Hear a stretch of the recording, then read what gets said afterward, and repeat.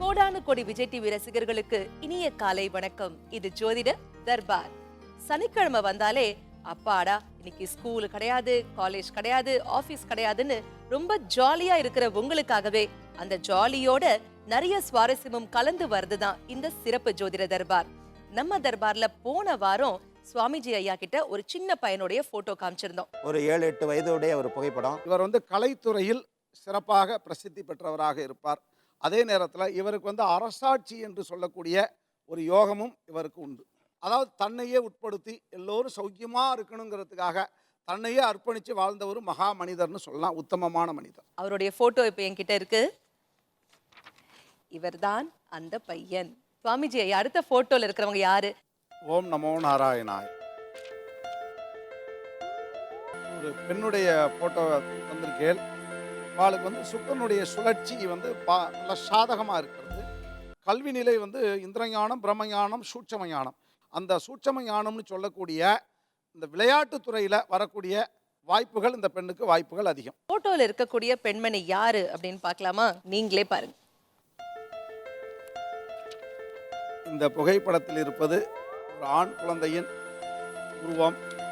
இளமையிலேயே இது கேசவர்தம்னு யோகம்னு சொல்லுவோம். நம்ம இவா நிபுண தத்துவம் யோகமுடைய ஜாதகம், ரிசர்ச் மைண்ட்.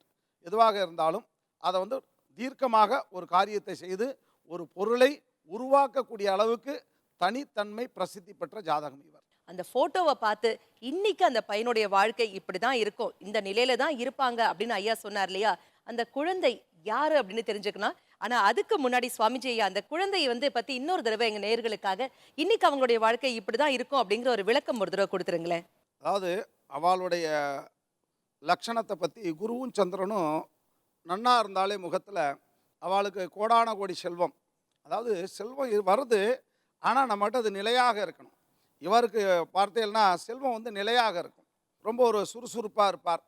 அதாவது தான் இயங்கி போல எப்போவுமே மற்றவாளுடைய ஒரு அட்வைஸை அதிகமாக எடுத்துக்க மாட்டார். காரணம் அவள்கிட்ட லாதல் லட்சணம்னு பேர். இந்த லட்சணத்திலேயே 1,08,00,000 யோகம் போல் இந்த லட்சணத்தில் முதல்ல நம்ம பார்க்குறோம் 108 லட்சணங்களை நம்மளுடைய சரீரத்தில். உச்சந்தலையிலேருந்து உள்ளங்கால் வரையிலும் அதை தான் ஜாதகத்தில் பார்த்தோம் பாதசாரம்.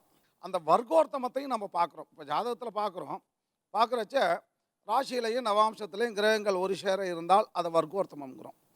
வர்தாதி யோகங்கிற ஒரு சிறப்பான யோகம் அவருக்கு இருக்கிறதுனால அவருக்கு நிறைய செல்வத்தோடு இருந்துகிட்டே இருப்பார். நல்லா செலவழிச்சுட்டும் இருப்பார்.